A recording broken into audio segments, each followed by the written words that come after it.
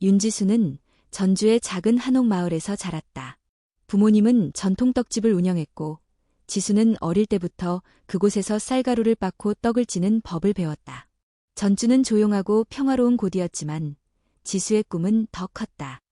그녀는 서울대학교에 합격하면서 서울로 올라가게 되었다. 서울은 전주와는 전혀 다른 세상이었다. 높은 빌딩들, 바쁘게 움직이는 사람들, 그리고 끝없이 이어지는 교통체증. 지수는 처음엔 그 복잡함에 압도당했지만 곧 적응해 나갔다. 학업과 아르바이트를 병행하며 바쁘게 지냈고 그 과정에서 운명처럼 강민혁을 만나게 되었다. 민혁은 서울 중심가에 위치한 강그룹의 후계자였다. 강그룹은 대한민국에서 손꼽히는 대기업으로 부동산 개발과 금융업을 주도하고 있었다. 민혁은 언제나 수트 차림의 깔끔한 외모로 사람들의 시선을 사로잡았다. 지수와 민혁의 첫 만남은 우연이었다. 비 오는 날, 지수는 학교 도서관에서 밤늦게까지 공부를 하고 나왔다. 버스를 놓쳐 비를 맞으며 걸어가던 중, 한 남자가 우산을 들고 그녀 앞에 섰다. 비 많이 오네요. 같이 쓰실래요? 지수가 놀란 눈으로 그를 바라봤다. 민혁은 미소를 지으며 우산을 조금 더 지수 쪽으로 기울였다. 괜찮아요. 저 혼자 갈 수 있어요. 지수는 겸손하게 대답했지만 빗줄기는 점점 거세지고 있었다. 저도 집에 가는 길이에요. 같은 방향이라면 태워드릴게요. 민혁은 우산을 접고 가까운 주차장으로 걸어갔다. 지수는 잠시 망설였지만 결국 그의 호의를 받아들였다. 그렇게 시작된 인연은 빠르게 깊어졌다. 민혁은 항상 바빴지만 지수를 위해 시간을 내주었고 지수는 민혁에게서 느껴지는 따뜻함과 배려의 마음을 열었다. 두 사람은 매일 함께 시간을 보냈고 어느새 지수는 민혁의 곁이 자연스러워졌다. 그러나 그들의 관계는 오래가지 못했다. 강그룹의 회장이자 민혁의 어머니인 강수지는 이 관계를 절대 용납하지 않았다. 저런 평범한 아이가 우리 가문의 며느리가 될 수는 없다. 수지는 단호하게 말했다. 강그룹의 명예와 전통을 중시하는 그녀에게 지수 같은 평범한 여자는 위협이었다.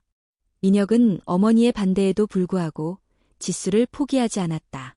어머니, 저는 지수를 사랑합니다. 그녀와 결혼할 겁니다. 수진의 눈빛이 차가워졌다. 내가 그 아이와 결혼하면 너는 강그룹의 후계자가 아니다. 모든 지원을 끊을 것이다. 민혁은 잠시 망설였지만 결국 지수의 손을 잡고 결혼을 강행했다. 작은 예식장에서 둘만의 조촐한 결혼식을 올렸고 지수는 행복했다. 비록 화려하진 않았지만 민혁과 함께라면 모든 게 충분했다. 결혼 후 몇 개월이 지나고 지수는 임신 소식을 알게 되었다. 그녀는 기쁨에 들떠 민혁에게 소식을 전했다. 우리 아기가 생겼어요. 그러나 민혁의 반응은 차가웠다. 그는 잠시 침묵하더니 한숨을 쉬며 말했다. 지수야, 지금은 아니야. 나는 준비가 안 됐어. 지수는 충격을 받았다. 뭐라고요? 당신이 무슨 말을 하는 거예요? 민혁은 고개를 돌리며 목소리를 낮췄다. 어머니가 이 소식을 알면 가만히 있지 않을 거야. 지금은 아니야. 우리에게 아이는 너무 큰 부담이야. 지수의 눈에 눈물이 고였다. 부담이라니요? 우리 아기예요. 우리의 사랑의 결실이라고요. 하지만 민혁의 눈빛은 흔들리지 않았다. 지수야, 제발 이해해줘. 강그룹을 지키기 위해서는 지금 아이를 가질 수 없어. 어머니도 절대 인정하지 않을 거야. 그의 말은 차갑고 단호했다. 지수는 더 이상 아무 말도 하지 못했다. 그날 밤, 수진이 직접 찾아와 지수를 협박했다. 만약 이 아이를 포기하지 않으면 너와 내 가족은 이 나라 어디에서도 발붙일 수 없을 거야. 그 말에 지수는 결심했다. 새벽이 오기 전 그녀는 작은 가방을 챙겨 집을 나섰다. 비가 거세게 내리는 어둠 속에서 지수는 자신의 뱃속에 있는 생명을 지키기 위해 서울을 떠났다. 윤지수는 빗속을 뚫고 서울을 떠나 전주로 향했다. 한 손으로는 작은 가방을 움켜쥐고 다른 손으로는 불러오는 배를 감싸 안았다. 그녀의 눈에는 두려움과 결의가 섞여 있었다. 전주는 그녀가 태어나고 자란 곳이었다. 서울의 화려함과는 달리 전주는 한옥이 즐비한 고즈넉한 마을이었다. 도착하자마자 지수는 어린 시절 자주 찾았던 한옥마을을 걸었다. 비에 젖은 기와 지붕과 돌담이 그녀를 반갑게 맞아주는 듯했다. 발길이 멈춘 곳은 혜진 다방이었다. 오래된 간판이 삐걱거렸지만 여전히 따뜻한 빛이 새어나오고 있었다. 문을 열고 들어가자 벨소리가 울리며 안쪽에서 누군가 고개를 들었다. 중년의 여성이 환한 미소로 그녀를 맞이했다. 어서 오세요. 비 많이 오는데 힘드셨죠? 지수는 떨리는 목소리로 대답했다. 네. 잠시 쉬어갈 수 있을까요? 그럼요. 여기 앉으세요. 여성은 창가 쪽 자리를 안내하며 따뜻한 차 한 잔을 건넸다. 제 이름은 박혜진이에요. 여기 다방을 운영한 지 20년이 넘었죠. 처음 보는 얼굴인데 어디서 오셨나요? 지수는 잠시 망설이다가 입을 열었다. 서울에서 왔어요. 전주가 고향인데 다시 돌아오게 되었어요. 혜진은 의미심장한 미소를 지었다. 전주는 좋은 곳이에요. 조용하고 마음을 추스르기에 딱 좋죠. 그녀의 말에 지수는 눈시울이 붉어졌다. 그동안의 고생과 아픔이 떠올랐지만 지금은 무너지지 않겠다고 다짐했다. 혜진은 그런 지수의 눈빛을 놓치지 않았다. 혹시 어디 머무실 곳은 있으세요? 지수는 고개를 저었다. 아직요. 알아보고 있어요. 혜진은 잠시 생각하더니 결심한 듯 말했다. 내가 알던 빈 한옥이 하나 있는데 잠시라도 머물러도 될 거예요. 집주인과도 아는 사이니까 말해놓을게요. 지수는 눈을 크게 뜨며 믿기지 않는다는 듯 물었다. 정말요? 저 너무 감사해요. 혜진은 환하게 웃으며 지수의 손을 잡았다. 여기서 다시 시작해봐요. 전주는 따뜻한 사람들이 많으니까요. 그날부터 지수는 혜진의 도움으로 한옥에 머물며 새 삶을 시작했다. 한옥은 오래되었지만 지수는 정성껏 청소하고 벽지를 바르고 작은 정원까지 손질했다. 혜진은 매일 같이 다방에서 남은 빵과 따뜻한 차를 챙겨주었고 지수가 힘들 때마다 옆에서 위로해 주었다. 몇 달이 흐르고 지수는 어느새 만삭이 되었다. 배는 점점 더 무거워졌지만 그녀의 손은 하루도 쉬지 않았다. 시장에서 일용직을 하고 한옥에서 작은 떡 공방을 차려 손님들에게 따뜻한 떡을 팔았다. 전주 사람들은 그녀의 떡을 좋아했고 윤지수 씨네 떡은 정성이 담겨 있다며 소문이 퍼졌다. 그러던 어느 날 지수는 갑작스러운 진통을 느꼈다. 그날은 유난히 눈이 많이 내리던 날이었다. 그녀는 급히 혜진에게 전화를 걸었다. 혜진 언니, 나 지금 아기가 나올 것 같아요. 혜진은 놀란 목소리로 대답했다. 지금 어디에 있어? 기다려. 내가 바로 갈게. 눈발이 거세게 휘날리는 길을 뚫고 혜진은 차를 몰고 달려왔다. 차 안에서 혜진은 지수의 손을 꼭 잡으며 말했다. 괜찮아, 지수야. 내가 곁에 있으니까 조금만 더 참아. 전주 중앙병원에 도착하자마자 지수는 분만실로 옮겨졌다. 진통의 고통이 밀려왔지만 그녀는 이를 악물고 견뎠다. 그동안 혼자서 모든 것을 해냈듯이 이번에도 그녀는 혼자 싸웠다. 몇 시간의 진통 끝에 첫 울음소리가 병실을 가득 메웠다. 간호사가 미소를 지으며 말했다. 축하합니다. 예쁜 딸이에요. 지수의 눈에는 눈물이 그렁그렁 맺혔다. 작은 손을 쥐고 있는 딸을 바라보며 그녀는 속삭였다. 은지야. 내 이름은 은지야. 하지만 끝이 아니었다. 몇 분 후 또 다른 울음소리가 들려왔다. 간호사는 다시 미소를 지으며 말했다. 쌍둥이였네요. 이번엔 남자아이예요. 지수는 믿기지 않는다는 듯 아이를 받아 안았다. 은호, 너는 은호야. 은지와 은호. 두 아이의 작은 손을 꼭 쥐고 지수는 속으로 다짐했다. 이제부터 내가 너희를 지킬 거야. 아무도 우리를 떨어뜨릴 수 없어. 병실로 들어온 혜진은 그 모습을 보며 눈물을 훔쳤다. 고생했어, 지수야. 정말 잘했어. 지수는 흐르는 눈물을 닦으며 미소를 지었다. 언니 덕분이에요. 정말 고마워요. 혜진은 지수의 손을 꼭 잡으며 다짐하듯 말했다. 앞으로 내가 너희 셋을 꼭 지켜줄게. 누구도 너희를 해칠 수 없게. 지수는 그 말을 믿고 싶었다. 그리고 그녀는 알지 못했다. 혜진이 그녀를 지켜주겠다는 말이 단순한 위로가 아닌 오래전부터 준비된 약속이었다는 것을. 시간은 빠르게 흘렀다. 윤지수는 전주의 작은 한옥에서 떡집을 운영하며 은지와 은호를 키워나갔다.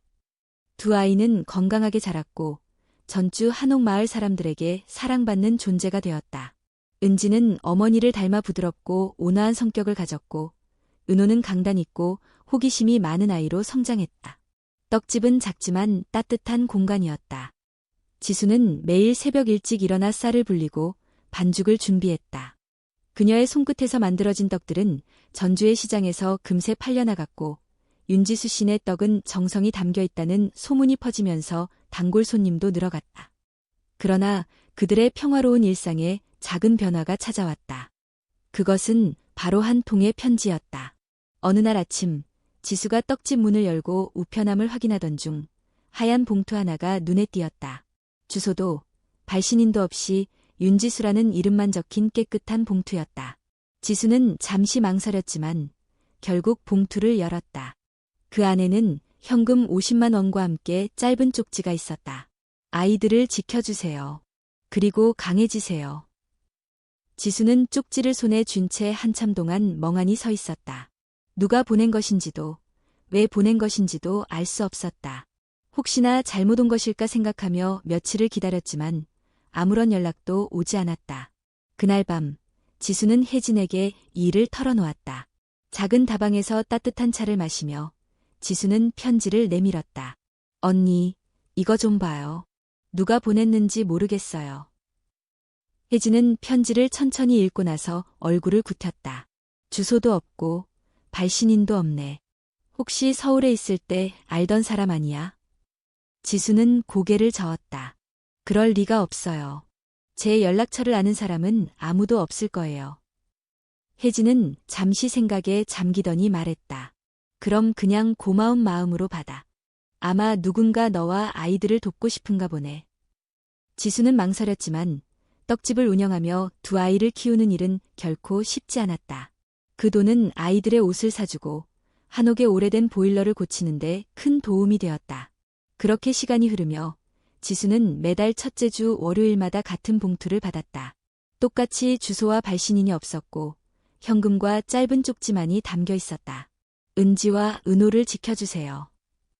당신은 혼자가 아닙니다. 강해지세요. 절대 포기하지 마세요. 쪽지의 내용은 매번 조금씩 달랐지만 그 메시지에는 언제나 따뜻한 위로와 격려가 담겨 있었다. 지수는 매달 봉투를 받을 때마다 감사한 마음과 동시에 불안감을 느꼈다. 누군가 자신을 지켜보고 있는 것은 아닐까?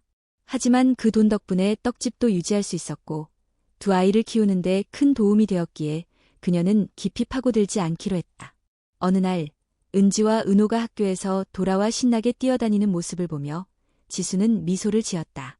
두 아이는 하루가 다르게 자라고 있었고 그 모습은 지수에게 가장 큰 기쁨이었다. 엄마, 오늘 학교에서 떡 만들기 수업했어요. 은지가 작은 손을 흔들며 소리쳤다. 정말, 우리 은지, 떡도 만들 줄 알아? 지수는 놀란 척하며 딸을 바라봤다. 네, 선생님이 칭찬해 주셨어요. 엄마가 떡집 하셔서 그런가 봐요. 은호가 옆에서 자랑스레 말했다. 지수는 아이들을 끌어안으며 속삭였다. 엄마가 너희 덕분에 힘이 난단다. 우리 은지랑 은호, 정말 자랑스러워. 아이들은 웃으며 지수의 품에 안겼고 그 순간만큼은 세상의 모든 어려움이 사라진 듯했다. 그러나 그 평화로운 순간도 오래가지 않았다. 어느 겨울 아침, 눈이 소복이 쌓인 한옥마을에 또다시 하얀 봉투가 도착했다. 지수는 여느 때처럼 우편함에서 봉투를 꺼내 들었지만 이번에는 무언가 달랐다. 봉투가 두꺼웠고 안에 무거운 것이 들어있었다. 조심스럽게 봉투를 열자 안에는 두꺼운 서류 한 묶음과 쪽지가 들어있었다. 쪽지에는 단 한 줄이 적혀 있었다. 그가 돌아왔다. 지수의 손이 떨리기 시작했다. 그녀는 서류를 펼쳤다. 그 안에는 강그룹의 새로운 개발 계획서가 들어있었고 프로젝트 위치에는 전주 한옥마을이 선명하게 표시되어 있었다. 그녀의 심장이 빠르게 뛰기 시작했다. 강그룹이 전주에 온다. 그녀는 믿을 수 없다는 듯 서류를 다시 확인했다. 프로젝트 책임자의 이름을 본 순간 지수는 숨이 막힐 듯했다. 강민혁. 7년간 소식조차 듣지 못했던 이름. 그녀를 버리라 했던 그 사람. 그리고 은지와 은호의 아버지. 지수는 급히 혜진을 찾아갔다. 언니. 그가 돌아온대요. 여기 전주로. 혜진의 표정이 굳어졌다. 드디어 올 것이 왔군. 무슨 말이에요? 혜진은 잠시 침묵하더니 결심한 듯 고개를 들었다. 지수야, 이제부터 너는 강해져야 해. 그 사람은 단순히 돌아오는 게 아니야. 그는 모든 것을 되찾으려 할 거야. 은지와 은호까지도. 지수의 눈빛이 흔들렸다. 그럴 수는 없어요. 내가 지켜왔는데. 혜진은 지수의 손을 꼭 잡았다. 그러니까 준비해야 해. 나도 함께 할 테니까. 절대 포기하지 말자. 지수는 눈물을 삼키며 고개를 끄덕였다. 이제 그녀는 준비해야 했다. 그가 돌아오기 전에 그 어떤 위협에도 무너지지 않을 힘을 길러야 했다. 전주 한옥마을은 어느 때보다 분주했다. 강그룹의 새로운 개발 프로젝트가 발표되면서 지역 주민들과 상인들은 기대와 불안을 동시에 안고 있었다. 개발이 진행되면 전통적인 한옥마을이 현대식 리조트로 변모할 것이고 그것이 마을 경제에 어떤 영향을 미칠지 누구도 예측할 수 없었다. 윤지수는 떡집에서 바쁘게 일하고 있었다. 그녀의 손끝에서 만들어진 떡들은 여전히 사람들의 사랑을 받고 있었고 전주 전통시장의 단골 손님들은 그녀의 떡을 사기 위해 아침 일찍부터 줄을 섰다. 지수야, 이번에 강그룹이 온다면서 시장에서 장사를 하는 한 아주머니가 물었다. 지수는 순간 손을 멈췄다. 네, 소문으로는 들었어요. 아주머니는 걱정스러운 표정으로 말했다. 한옥마을이 다 사라진대. 여기 떡집도 괜찮을지 모르겠네. 지수는 애써 미소를 지으며 대답했다. 저는 괜찮을 거예요. 뭐, 어떻게든 되겠죠. 그러나 마음속 깊은 곳에서는 불안감이 가시지 않았다. 강그룹. 그 이름만으로도 심장이 두근거렸다. 그리고 그 이름 뒤에 숨겨진 사람, 강민혁. 지수는 애써 생각을 떨쳐내려 했지만 운명은 생각보다 빨리 그녀를 찾아왔다. 그날 오후 떡집 앞에 고급 세단 한 대가 멈춰섰다. 검은색 유리창 너머로 실루엣이 보였고 문이 열리자 한 남자가 내렸다. 깔끔하게 정돈된 수트, 날카로운 턱선, 그리고 냉정한 눈빛. 강민혁이었다. 지수의 심장은 멈출 듯이 뛰기 시작했다. 7년 전 그가 차갑게 등을 돌리고 떠났던 그날 이후로 처음 마주하는 얼굴이었다. 그녀의 손끝이 떨리기 시작했지만 애써 표정을 감추며 떡집 안으로 들어갔다. 윤지수 씨. 차가운 목소리가 떡집 안을 가득 채웠다. 지수는 천천히 몸을 돌렸다. 민혁이 문가에 서 있었다. 한 발자국도 움직이지 않은 채 그의 눈은 날카롭게 그녀를 응시했다. 오랜만이네요. 민혁이 말했다. 그의 눈빛은 흔들리지 않았다. 지수는 숨을 깊게 들이쉬었다. 여긴 어떻게 오셨어요? 민혁은 한쪽 입꼬리를 올리며 답했다. 전주에 새로운 프로젝트가 있어서요. 그런데 여기서 떡집을 하고 있을 줄은 몰랐네요. 지수는 그의 말을 무시한 채 물었다. 저한테 무슨 볼일이라도 있으세요? 민혁의 눈빛이 살짝 흔들렸다. 나는 그냥 궁금했을 뿐입니다. 어떻게 살고 있는지. 잘 살고 있으니 걱정할 필요 없어요. 지수는 단호하게 말했다. 잠시 어색한 침묵이 흐른 뒤 민혁이 입을 열었다. 들었어요. 아이가 있다고. 지수의 손이 떨리기 시작했다. 그는 이미 알고 있었다. 하지만 그녀는 절대 인정할 수 없었다. 그건 당신이 상관할 일이 아니에요. 지수는 차갑게 말했다. 민혁은 그녀의 반응에 미소를 지었다. 정말 상관없는 일일까요? 내 아이일지도 모르는데. 지수는 숨을 멈추었다. 그의 말은 날카로운 비수처럼 가슴 깊숙이 파고들었다. 당신이 그런 말 할 자격이 있나요? 당신이 그때 뭐라고 했는지 잊었어요? 민혁의 얼굴이 굳어졌다. 그때는 내가 어렸어요. 그리고 어머니의 압박도 있었고. 핑계대지 마요. 지수는 그의 말을 잘랐다. 당신은 선택했고, 난 떠났어요. 그게 전부예요. 두 사람 사이에 다시 침묵이 흘렀다. 밖에서는 시장 사람들이 분주하게 움직였고, 상점들은 저마다 손님을 맞이하고 있었다. 그러나 떡집 안은 시간마저 멈춘 듯 고요했다. 민혁은 한 발자국 다가섰다.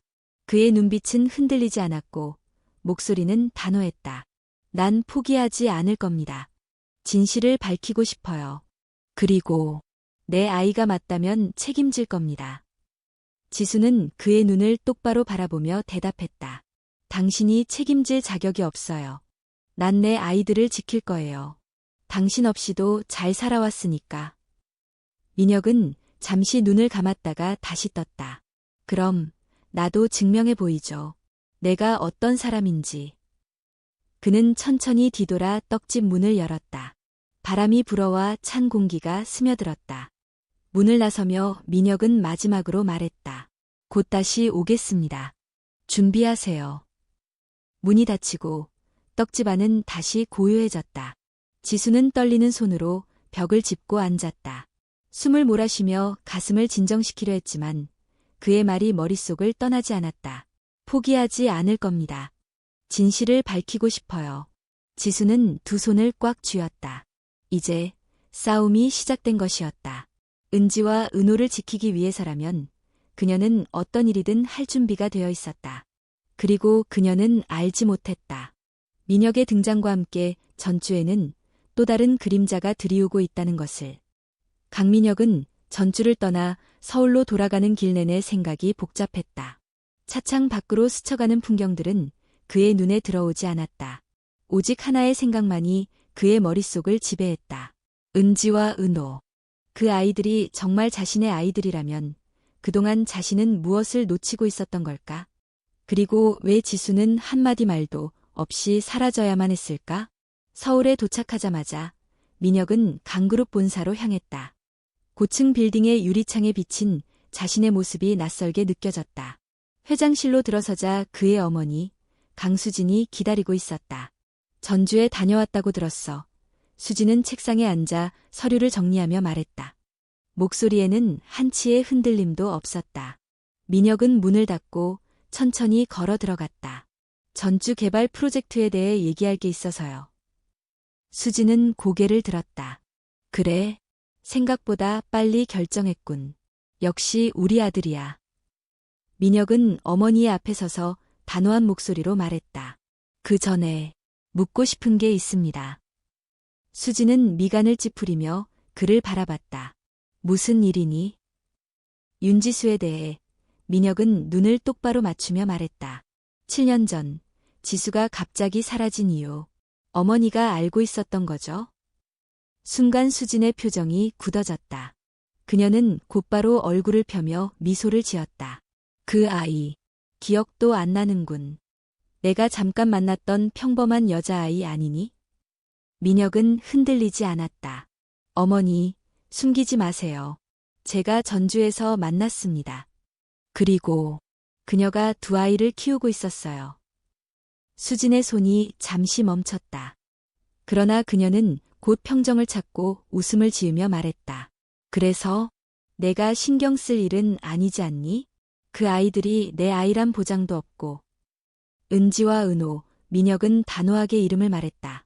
그 아이들, 제 아이들입니다. 수진의 얼굴이 굳어졌다. 그러나 그녀는 차분하게 물었다. 확실하니? 확신합니다. 민혁은 고개를 끄덕이며 대답했다. 눈을 보면 알아요. 제 아이들이에요. 수진은 한숨을 내쉬며 의자에 기대 앉았다. 민혁아, 내가 아직 상황을 제대로 이해하지 못하는구나. 그 아이들은 우리의 가문에 들어올 자격이 없어.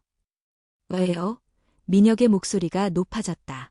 왜 그 아이들이 내 아이들인데 우리 가족이 아니죠?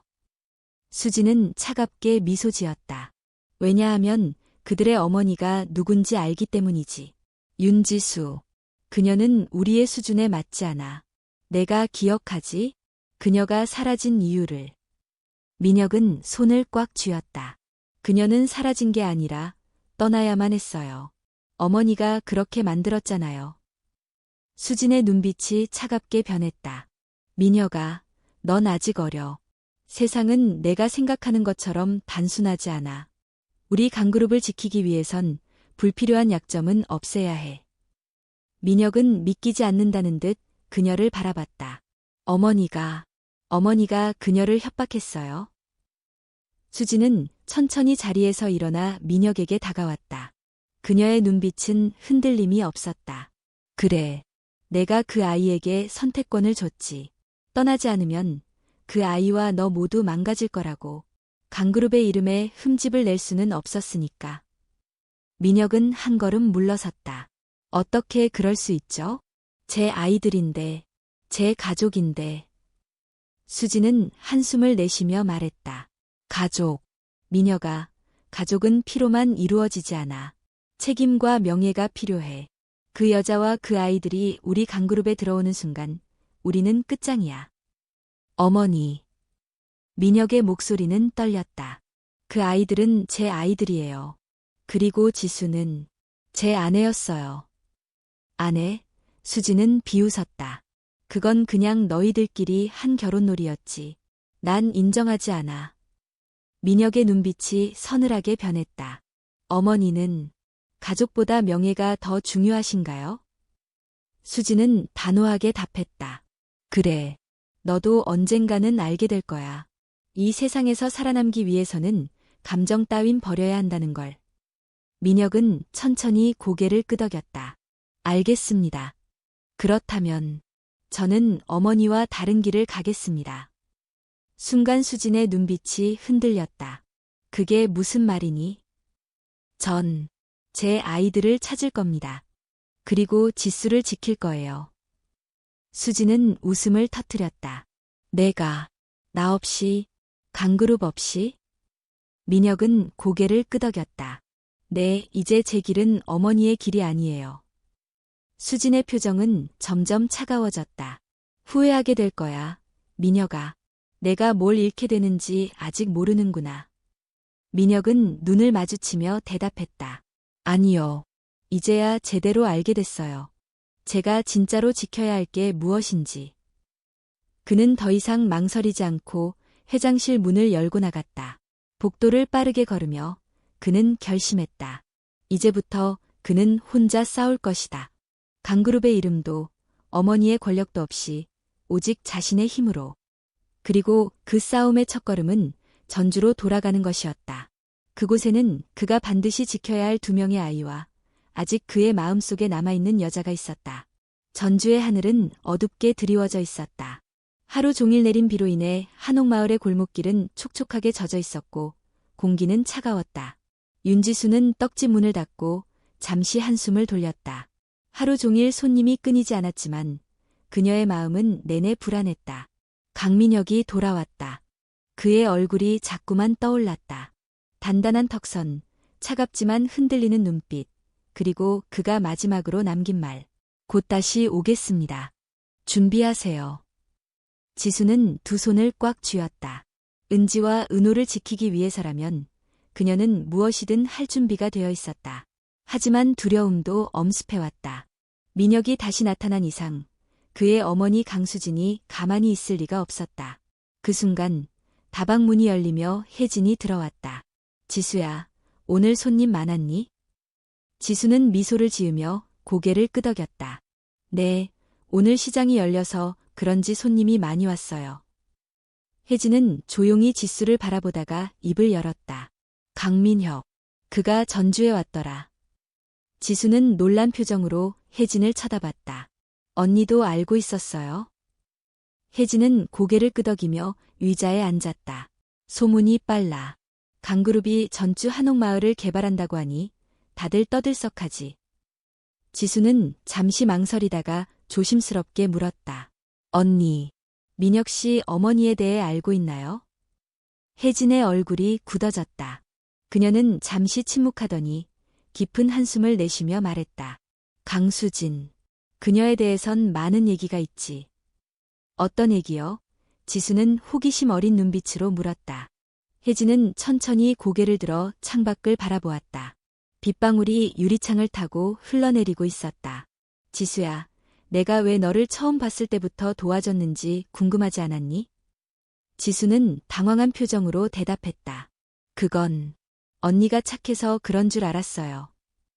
혜진은 쓴웃음을 지었다. 물론 널 도와주고 싶었던 건 사실이야. 하지만 그 이유는 따로 있어. 잠시 침묵이 흐른 후 혜진은 결심한 듯 이야기를 시작했다. 나는 강수진의 이복동생이야. 지수의 눈이 커졌다. 네, 언니가 수진 회장님의 동생이라고요? 혜진은 고개를 끄덕였다. 우리는 같은 아버지를 두었지만 다른 어머니에게서 태어났어. 수진의 어머니는 강 회장의 정식 부인이었고 나는 첩의 딸이었지. 지수는 믿기 힘들다는 듯 혜진을 바라봤다. 그녀는 항상 따뜻하고 친절한 사람이었다. 그런 사람이 강그룹과 연관이 있다는 건 상상조차 할 수 없는 일이었다. 혜진은 쓴웃음을 지으며 말을 이었다. 내 어머니는 나를 혼자 키웠어. 강 회장은 나와 우리 어머니를 숨기기 바빴고 우리는 어디에도 이름을 올리지 못했지.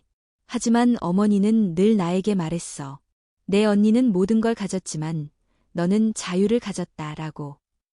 지수는 말없이 그녀의 이야기를 들었다.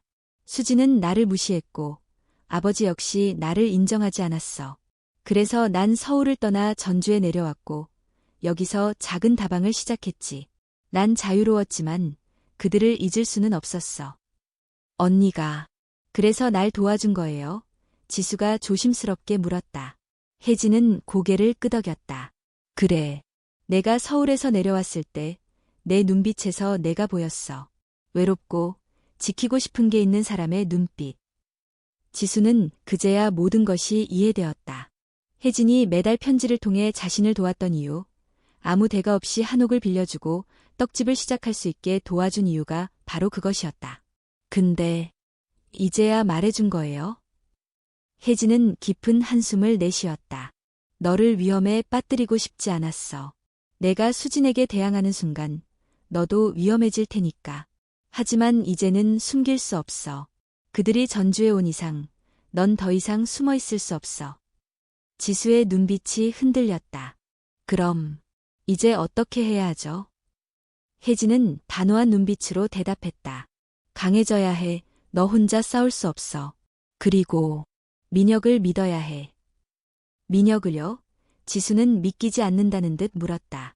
혜진은 고개를 끄덕였다. 그도 진실을 알게 될 거야. 어머니의 실체를. 그리고 너와 아이들을 지키기 위해 싸우게 될 거야. 지수는 잠시 침묵했다. 과연 민혁이 자신의 어머니에게 맞설 수 있을까? 그리고 정말 그가 자신의 편이 되어줄까? 혜진은 그녀의 손을 꽉 잡으며 말했다. 지수야, 내가 도와줄게. 너와 아이들이 무사히 살아갈 수 있도록 내가 모든 걸 걸고 막아낼 거야. 지수의 눈에 눈물이 맺혔다. 혜진의 손을 잡으며 그녀는 결심했다. 더 이상 도망치지 않겠다. 혜진의 비밀이 밝혀진 지금 그들은 더 이상 숨어 있을 수 없었다. 강수진의 그림자는 이미 전주에 드리워졌고 이제는 맞서 싸워야 할 때였다. 비가 내린 다음 날 아침 전주 한옥마을은 맑고 깨끗한 공기로 가득했다.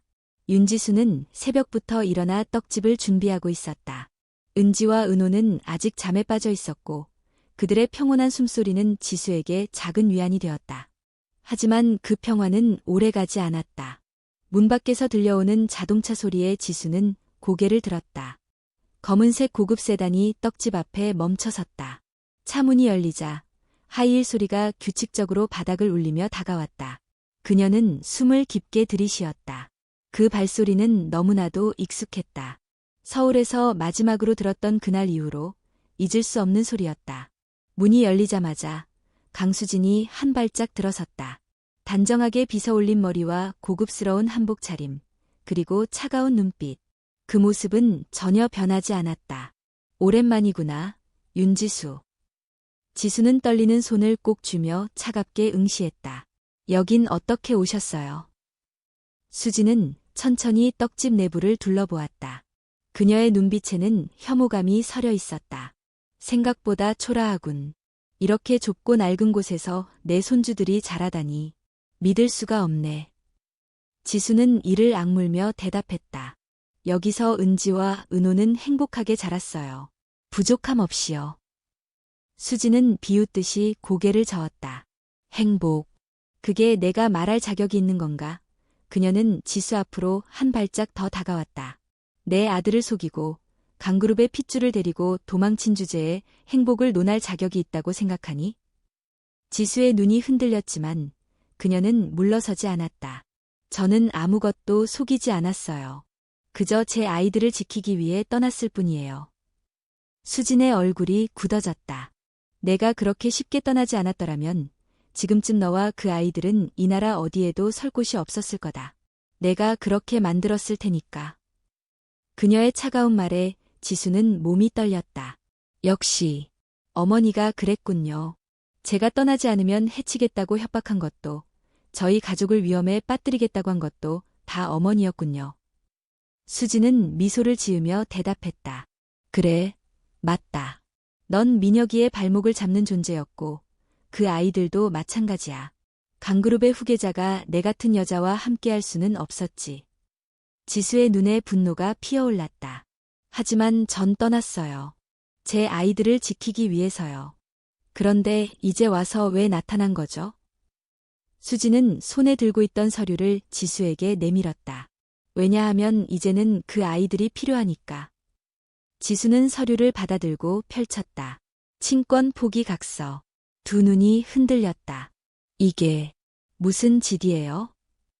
내가 친권을 포기하면 그 아이들은 강그룹에서 제대로 된 교육과 삶을 누릴 수 있을 거야. 전주 같은 시골에서 떡이나 만들면서 살게 둘 순 없지 않겠니? 지수는 서류를 찢어버릴 듯 손을 꽉 쥐었다. 절대 그런 일은 없을 거예요. 은지와 은호는 제 아이들이에요. 제가 지킬 거예요. 수지는 한숨을 내쉬며 고개를 저었다. 내가 좋게 말할 때 끝내자. 지수야.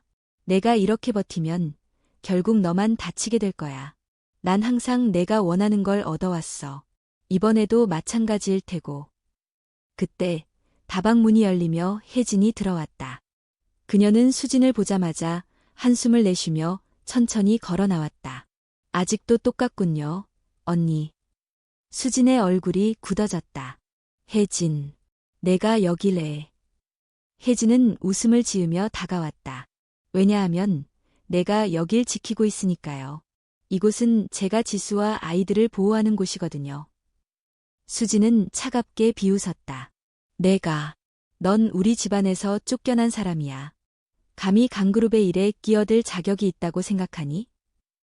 혜진은 한 걸음 더 다가섰다. 자격이 있느냐고요?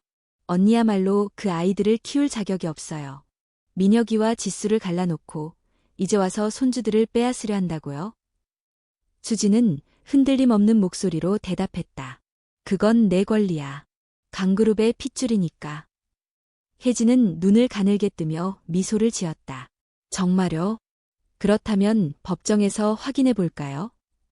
수진의 표정이 굳어졌다. 무슨 말이냐? 혜진은 서류 한 장을 꺼내 수진에게 내밀었다. 여긴 전주 땅입니다. 서울처럼 언니의 손이 닿지 않아요. 그리고 이건 내가 오랫동안 준비한 것이에요. 지수와 아이들을 보호할 법적 서류입니다. 언니가 함부로 손댈 수 없게끔. 수지는 서류를 집어 던지듯 내려놓았다. 내가 끝까지 이럴 거냐? 혜진은 미소를 잃지 않았다. 네, 끝까지요. 왜냐하면 그 아이들은 지수가 지킬 거니까. 수지는 마지막으로 지수를 바라보았다. 그녀의 눈빛에는 분노와 증오가 섞여 있었다. 내가 후회하게 될 거야. 절대 이대로 끝나지 않을 테니까. 그녀는 문을 세차게 열고 나갔다. 차가운 바람이 다방 안으로 밀려들었다. 지수는 그 자리에 서서 떨리는 손을 잡고 있었다. 혜진이 다가와 그녀의 어깨를 감싸 안았다. 지수야, 이제 시작이야. 준비됐니? 지수는 눈물을 삼키며 고개를 끄덕였다. 네, 준비됐어요. 이번엔 절대 빼앗기지 않을 거예요. 혜진의 눈빛이 빛났다. 그래, 우린 싸울 거야. 그리고 반드시 이길 거야. 바람이 잦아들고 창밖으로 맑은 햇살이 비추기 시작했다. 하지만 그 평온한 풍경 뒤에는 폭풍이 다가오고 있었다. 서울 강그룹 본사는 여전히 화려하고 위엄이 넘쳤다. 빌딩의 유리창에는 햇빛이 반사되어 반짝였고 출입문 앞에는 검은 양복을 입은 경호원들이 자리를 지키고 있었다. 강민혁은 사무실 창가에 서서 아래를 내려다보고 있었다. 사람들은 분주하게 오가며 바쁜 일상을 살아가고 있었다. 그들의 평범한 하루가 민혁에게는 너무 멀리 느껴졌다. 며칠 전 전주에서 있었던 일들이 그의 머릿속을 떠나지 않았다. 윤지수의 떨리는 목소리, 은지와 은호의 해맑은 얼굴, 그리고 어머니 강수진의 차가운 표정. 내가 후회하게 될 거야. 절대 이대로 끝나지 않을 테니까. 어머니의 목소리가 머릿속에 울렸다. 강수진은 결코 포기하지 않을 사람이었다. 그녀는 항상 원하는 것을 손에 넣었고 방해가 되는 것은 무엇이든 없앴다. 민혁아. 문이 열리며 수진이 들어왔다. 그녀는 단정한 정장 차림에 여전히 우아한 자태를 뽐내고 있었다. 민혁은 고개를 돌리지 않은 채 창밖을 응시했다. 어머니. 수진은 천천히 걸어 그의 옆에 섰다. 생각은 해봤니? 내 아이들을 위해서 무엇이 가장 좋은 선택인지. 민혁은 깊은 한숨을 내쉬며 대답했다. 아이들을 전주에서 데려오겠다는 말씀이신가요? 수진은 미소를 지었다. 그렇지. 전주 같은 시골에서 제대로 된 교육도 못 받고 떡집에서 자란다면 그 아이들의 미래는 보장할 수 없어. 강그룹의 후계자라면 당연히 최고를 누려야지. 민혁은 잠시 침묵하다가 천천히 고개를 돌려 어머니를 바라봤다. 하지만 그 아이들은 행복해 보였어요. 지수도, 은지와 은호도 그곳에서 잘 지내고 있었습니다. 수진의 미소가 사라졌다. 행복. 내가 말하는 행복이란 게 뭔지 알고나 하는 소리니? 가난하고 불안정하고 미래가 보이지 않는 그런 삶을 행복이라고 착각하는 거야. 착각이 아니에요. 민혁은 단호하게 말했다.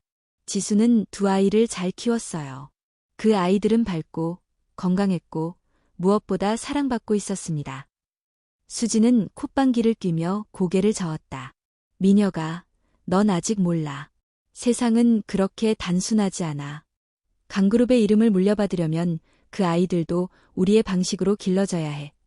그게 그들의 행복을 보장하는 길이야. 정말 그렇게 생각하세요? 민혁은 그녀의 눈을 똑바로 바라보며 물었다. 그게 행복인가요? 억압하고, 조종하고, 원하는 대로 움직이게 하는 게? 수진의 눈빛이 싸늘해졌다. 내가 지금 누구한테 그런 말을 하는지 알기나 하니? 내가 여기까지 강그룹을 키워온 사람이야. 내가 결정한 것은 틀린 적이 없었다. 민혁은 고개를 끄덕였다. 알아요. 어머니는 항상 옳았고 항상 강하셨어요. 그런데 그의 목소리가 낮아졌다. 어머니가 옳은 게 항상 좋은 건 아니었어요. 수지는 믿을 수 없다는 듯 그를 노려봤다. 뭐라고? 어머니는 모든 것을 통제하려 했어요. 제 인생도, 지수의 인생도, 이제는 제 아이들까지도. 하지만 저는 그렇게 살고 싶지 않아요. 수지는 천천히 한 발짝 앞으로 다가섰다. 그럼 어떻게 할 생각이니? 내가 감당할 수 있을 거라 생각하니? 강그룹을 떠나서 무엇을 할 수 있는데? 민혁은 한 걸음 물러섰다. 저는 이제 제 길을 갈 겁니다. 제 아이들과 지수와 함께. 순간 수진의 표정이 굳어졌다. 그녀는 한숨을 내쉬며 차갑게 말했다. 민혁아, 넌 착각하고 있어. 지수와 그 아이들이 내 옆에 남아줄 거라고 생각하니? 강그룹을 떠난다면 너는 아무것도 아니야. 그 여자도 그 아이들도 결국 너를 떠날 거야. 민혁은 고개를 저으며 대답했다. 아니요. 저는 싸울 거예요. 그들이 제 곁에 있을 수 있도록 제가 할 수 있는 모든 걸 다해서 지킬 겁니다. 수지는 씁쓸한 미소를 지었다. 내가 그럴 수 있다고 생각하니? 넌 지금까지 내가 준 것들 없이 살아본 적이 없어. 강그룹 없이 내가 어떻게 살아갈 수 있을지 두고 보자. 민혁은 차분하게 대답했다. 그럼 두고 보세요. 제가 얼마나 할 수 있는지. 수지는 아무 말도 하지 않고 그를 바라봤다. 잠시 후 그녀는 고개를 돌리며 나지막하게 말했다. 좋아. 내가 원하는 대로 해봐. 하지만 기억해. 내가 원하는 걸 얻기 위해선 그 어떤 수단도 가리지 않을 거야. 민혁은 그녀의 뒷모습을 바라보며 깊은 숨을 내쉬었다. 이제 그는 결심했다. 어머니의 그늘에서 벗어나 지수와 아이들을 지키겠다고. 사무실을 나와 엘리베이터에 오른 민혁은 전주로 향할 비행편을 예약했다. 이번에는 그저 돌아가는 것이 아니었다. 이번에는 그들과 함께하기 위해, 그들을 지키기 위해 돌아가는 것이었다. 전주의 맑은 하늘 아래 윤지수와 두 아이가 그를 기다리고 있었다. 그리고 그는 이번에는 절대 그들을 놓치지 않겠다고 결심했다. 전주에 도착한 민혁은 한옥마을로 향했다. 전주의 맑은 하늘과 고즈넉한 한옥들이 그를 반겨주었지만 그의 마음은 무겁기만 했다. 그는 이제서야 깨달았다. 화려한 빌딩과 값비싼 정장이 아닌 이곳 전주 한옥마을이 진정한 그의 집이 되어야 한다는 것을. 골목길을 따라 걸으며 그는 떡집 앞에 멈춰 섰다. 작은 간판에 지순의 떡집이라고 쓰여 있었다. 민혁은 문을 두드릴까 말까 망설였다. 지난번 전주에 왔을 때의 차가운 대면이 떠올랐기 때문이다. 그때 문이 덜컥 열리며 은지와 은호가 뛰쳐나왔다. 두 아이는 서로 장난을 치며 깔깔거리며 웃고 있었다. 민혁은 그 모습을 멍하니 바라봤다. 은호가 먼저 그를 발견했다. 작은 손을 눈 위에 얹으며 햇살을 가린 채 그를 올려다봤다. 아저씨, 전에 봤던 사람이다. 은지가 그 소리에 고개를 돌렸다. 그녀의 큰 눈동자가 민혁을 응시했다. 정말이네. 그때 떡집 앞에서 봤던 아저씨다. 민혁은 미소를 지으며 조심스럽게 다가갔다. 안녕. 기억해줘서 고맙네. 은호는 고개를 갸웃거리며 물었다. 왜 또 왔어요? 우리 엄마 찾으러 온 거예요? 민혁은 잠시 머뭇거리다 고개를 끄덕였다. 그래. 너희 엄마랑 이야기 좀 하고 싶어서 왔어. 그때 떡집 안에서 지수가 문을 열고 나왔다. 그녀의 눈이 민혁과 아이들을 번갈아 보며 놀라움과 불안이 스쳐 지나갔다. 여기 내 또 왔어요. 그의 시선이 흔들림 없이 그녀를 바라봤다. 말하고 싶어서요. 이번엔 제대로 말하고 싶어요. 지수는 잠시 침묵하더니 한숨을 내쉬었다. 아이들 앞에서 할 얘긴 아닌 것 같네요. 안으로 들어와요. 아이들은 눈을 반짝이며 민혁을 바라봤다. 우리 집에 들어오는 거예요? 은지가 물었다. 민혁은 살짝 미소 지으며 고개를 끄덕였다. 응, 잠깐 얘기 좀 하고 갈게. 지수는 아이들에게 말했다. 너희들, 혜진 이모네 가서 좀 놀다 와. 엄마가 금방 갈게. 아이들은 아쉬운 듯 민혁을 한번 더 쳐다보고는 골목길을 따라 뛰어갔다. 가게 안은 조용했다. 민혁은 천천히 자리에 앉았다. 지수는 그의 맞은편에 앉으며 차를 내왔다. 할 말이 뭐죠? 민혁은 잠시 그녀를 바라보다가 입을 열었다. 전주에 왔습니다. 그리고 떠나지 않을 겁니다. 지수의 손이 잠시 멈췄다. 여기서 뭐 하려고요? 아이들과 함께 살고 싶습니다. 당신과도. 지수는 쓴웃음을 지으며 고개를 저었다. 이제 와서요? 7년 동안 없던 사람이 갑자기 나타나서 가족이 되고 싶다고요? 민혁은 단호하게 말했다. 네, 그렇습니다. 당신과 아이들을 지키기 위해서 왔습니다. 지수의 눈빛이 흔들렸다. 지킨다고요? 대체 뭘 지킨다는 거죠? 강수진 회장님이 여기까지 오셔서 저보고 친권을 포기하라고 협박한 것도 모르시진 않겠죠? 민혁은 그녀의 말을 들으며 고개를 숙였다. 압니다. 그래서 제가 돌아온 겁니다. 어머니를 막기 위해서. 지수는 믿기지 않는다는 듯 그를 바라봤다. 당신이 강 회장님은 막겠다고요? 그게 가능하다고 생각해요? 네, 가능합니다. 민혁은 단호하게 대답했다. 저는 강그룹을 떠났습니다. 모든 걸 내려놓고 왔습니다. 그의 말에 지수는 놀란 표정으로 그를 응시했다. 떠났다고요? 그게 무슨 말이에요? 어머니와 결별했습니다. 이제는 제 길을 가기로 했습니다. 전주에서 당신과 아이들과 함께. 지수의 눈에는 혼란스러움과 동시에 작은 희망이 피어오르고 있었다. 그게 정말이에요? 민혁은 고개를 끄덕였다. 네, 정말입니다. 이제 저는 강그룹의 후계자가 아닙니다. 그저 은지와 은호의 아버지일 뿐이에요. 지수는 손을 꼭 쥐며 말을 잇지 못했다. 그의 결심이 얼마나 큰 의미를 가지고 있는지 그녀는 잘 알고 있었다. 민혁이 강그룹을 떠났다는 것은 곧 그의 모든 것을 포기했다는 뜻이니까. 그 순간 문이 열리며 혜진이 들어왔다. 그녀는 민혁을 보더니 미소를 지었다. 결국 해냈군요. 생각보다 빠르네요. 민혁은 고개를 숙이며 말했다. 감사합니다. 그동안 지수와 아이들을 지켜주셔서요. 혜진은 웃으며 고개를 저었다. 난 내가 해야 할 일을 했을 뿐이에요. 이제부터는 당신이 해야 할 일이 남았겠죠. 지수는 두 사람을 번갈아 보며 물었다. 두 분이 알고 있었던 거예요? 혜진은 미소를 지으며 대답했다.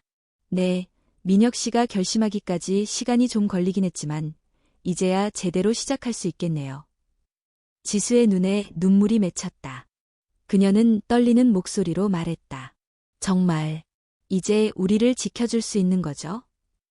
민혁은 그녀의 손을 잡으며 단호하게 대답했다. 네, 절대 놓지 않을 겁니다.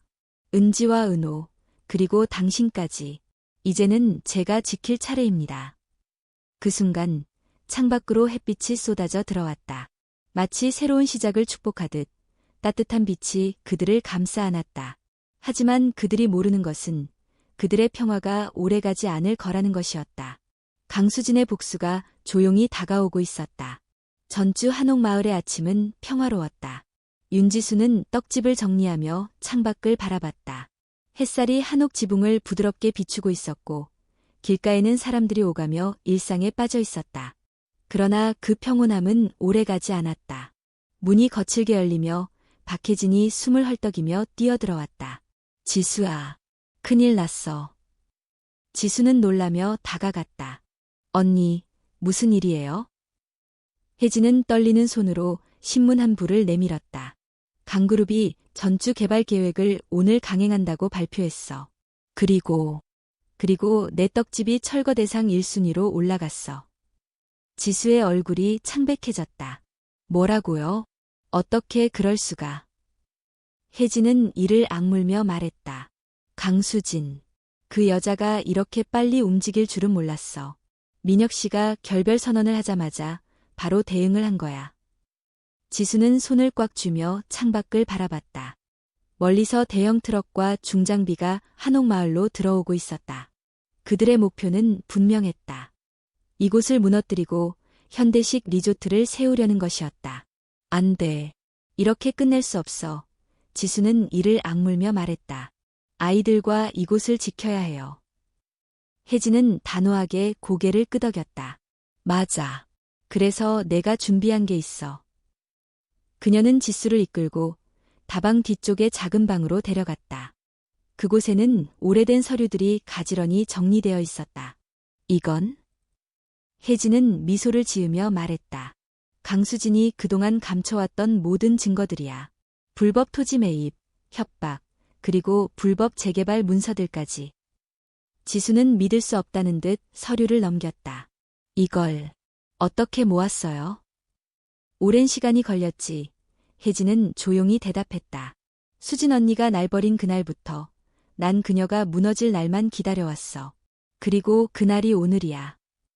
지수는 눈물을 삼키며 그녀의 손을 잡았다. 언니, 고마워. 정말 고마워요. 혜진은 씁쓸하게 미소 지었다. 고마워할 필요 없어. 이제 시작이니까. 그 순간 문이 열리며 민혁이 들어왔다. 그의 얼굴에는 결연한 의지가 서려 있었다. 지수야, 준비됐어? 지수는 고개를 끄덕였다. 네, 준비됐어요. 민혁은 서류 뭉치를 들고 말했다. 이걸 가지고 서울로 가야 해. 검찰청에 직접 제출해야만 해. 내가 연락해둔 변호사가 기다리고 있어. 혜진이 나섰다. 내가 길을 열어줄게. 저 사람들이 날 알아보면 방해하지 못할 거야. 민혁은 그녀를 바라보며 고개를 숙였다. 감사합니다. 모든 걸 걸고 도와주셔서요. 혜진은 미소를 지었다. 지수와 아이들만 지킬 수 있다면 그걸로 충분해. 서울, 검찰청 앞. 민혁과 지수는 검찰청 입구에 서 있었다. 두 사람의 손에는 혜진이 모은 모든 증거가 담겨 있었다. 여기서부터가 진짜 시작이야. 민혁이 말했다. 지수는 그의 손을 꼭 잡으며 대답했다. 그래요. 우리 아이들을 위해서 반드시 이겨야 해요. 두 사람은 변호사와 함께 검찰청으로 들어갔다. 그곳에는 기자들이 몰려 있었고 강그룹의 비리와 전주 개발 계획에 대한 폭로가 시작되었다. 강그룹 회장 강수진 씨가 전주 한옥마을 재개발 과정에서 불법적인 토지 매입과 협박을 일삼아왔다는 증거가 제출되었습니다. 기자의 외침이 서울 전역에 퍼졌고 사람들은 충격에 빠졌다. 강그룹의 이름이 오르내리며 사람들은 강수진의 추락을 예견했다. 강그룹 본사, 수진의 사무실. 수진은 뉴스를 보며 이를 악물었다. 그녀의 손에 들린 커피잔이 바닥에 떨어지며 산산조각 났다. 민혁, 내가 날 배신해? 그녀는 곧바로 비서를 불러 소리쳤다. 지금 당장 전주에 사람을 보내. 한옥 마을을 철거하라고 했지 않나. 비서는 떨리는 목소리로 대답했다. 그것이. 전주시청에서 철거를 중단하라는 명령이 내려왔습니다. 그리고 검찰 수사가 들어갔습니다. 수진의 얼굴이 창백해졌다.